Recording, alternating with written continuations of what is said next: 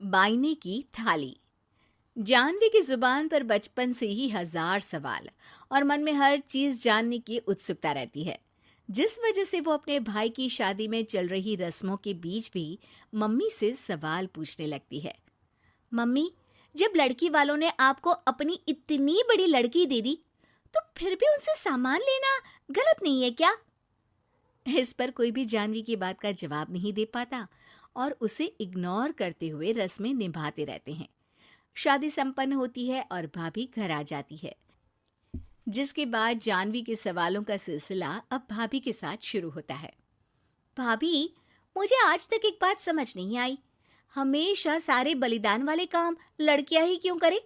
मतलब अपना घर, परिवार, दोस्त, पुरानी जिंदगी सब कुछ छोड़ लड़कियां ससुराल आए, फिर वहां सबका दिल जीतने की कसरत भी वही करे। और लड़कों का क्या? बस तैयार हुए, दूल्हे बने और दोबारा अपने घर आकर बैठ गए। दीदी, मैं ससुराल में हूँ। जवाब कंट्रोवर्शियल हो जाएगा, इसलिए आप अपने ये दुनिया हिलाने वाले सनसनीखेज सवाल अपने पति से करना। क्या पता वो जवाब दे पाए। भाभी की बात पर हंसते हुए जानवी वहां से चली जाती है। कुछ दिनों बाद उसकी शादी कबीर से हो जाती है। अब ससुराल में कुछ दिन तो जानवी किसी से कोई सवाल पूछे बिना रह लेती है, पर फिर एक शाम दरवाजे पर खड़ी सास को बुजुर्ग भिखारी पर चिल्लाते हुए देख लेती है। अरे मुझे पता है तुम सबके पास खूब पैसा होता है, पर फिर भी हम जैसे शरीफ लोगों को परेशान करना होता है। और फिर जब कोई पैसे ना दे तो तुम उसका खून भी कर देते हो। क्रिमिनल होते हो तुम सबके सब। अब जाते हो यहाँ से या पुलिस को बुलाऊं? ये सब देख अब जानवी खुद को रोक नहीं पाती। मम्मी, वो आपसे भीख नहीं, खाने की मदद मांग रहे हैं और आप उन पर इस तरह से चिल्ला नहीं सकती।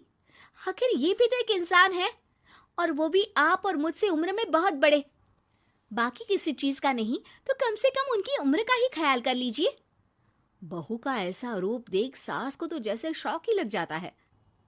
जानवी भिखारी को खाना देकर वहां से भेज देती है, लेकिन इसके बाद से ही सास का उसके प्रति रवैया बदल जाता है। मुझे तो लगा था बहुत शांत बहू लेकर आई हूं, पर ये तो पूरी ज्वालामुखी निकली। अरे इतने दिनों से ये रंग क्या एक भिखारी के सामने अपनी सास की इज्जत उतारने के लिए छुपा कर रखे थे?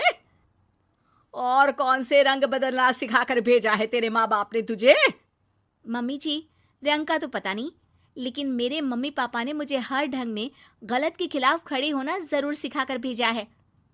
बहू का जवाब सुन सास गुस्से में वहां से चली जाती है, जिस पर पीछे खड़ा सब कुछ सुन रहा कबीर जानवी के पास आता है।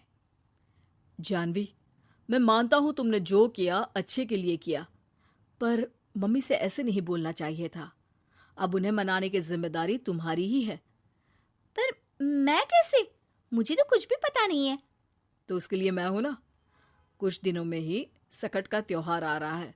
तुम बस बायने पर मम्मी को देने के लिए एक सुंदर साड़ी ले आना, तुम्हारा काम बन जाएगा।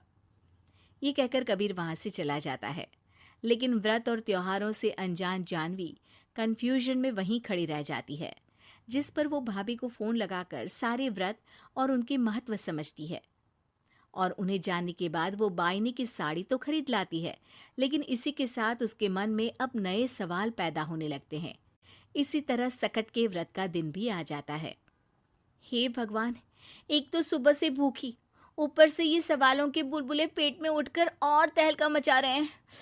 अब क्या करूं, किससे पूछूं? जानवी अपने आप से ये सब बोल ही रही होती है कि सास और कबीर उसके सामने आ जाते हैं।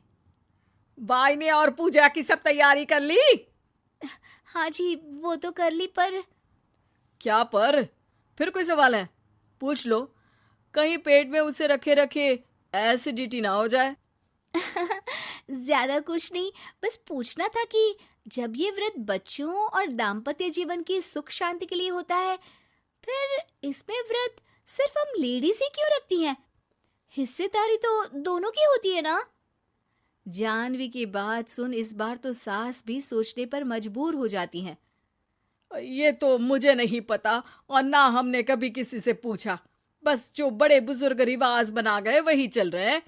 इसकी भी कोई वजह जरूर होगी। अच्छा, और ये बायने की वजह? अब बायने से तुम्हें क्या दिक्कत है? नहीं नहीं, दिक्कत कोई नहीं है। बस सोचती हूँ कि अगर व्रत बच्चों या पति के लिए होता है तो हमेशा हर चीज का गिफ्ट सिर्फ सास को ही क्यों मिलता है? अरे पति के नाम पर व्रत है तो उन्हें, और बच्चों के नाम पर जो व्रत है उनमें बच्चों को क्यों गिफ्ट नहीं दी जाती? जानवी का सवाल सुन इस बार सास भड़कने की बजाय शांति से उसका जवाब देती है। वैसे ये सवाल एक बार मैंने भी अपनी सासू माँ से किया था, तो जवाब मिला कि सास की वजह से ही पति मिला है, इसलिए एक थैंक यू और इज्जत की तरह उन्हें ये बायना दिया जाता है। और बच्चों वाला तो मुझे भी नहीं पता। बाकी इस बात की भी कंफर्मेशन नहीं है कि सासू माँ ने ये सिर्फ मेरे सवालों को शांत करने के लिए बोला था या ये सच भी है। सास के जवाब और जानवी के सवाल से अब वो दोनों ही कंफ्यूजन में हैं कि आखिर सच और वजह क्या है। अगर आप लोगों के पास इन सवालों के जवाब हैं तो कमेंट करके सबके साथ ज़रूर शेयर कीजिएगा।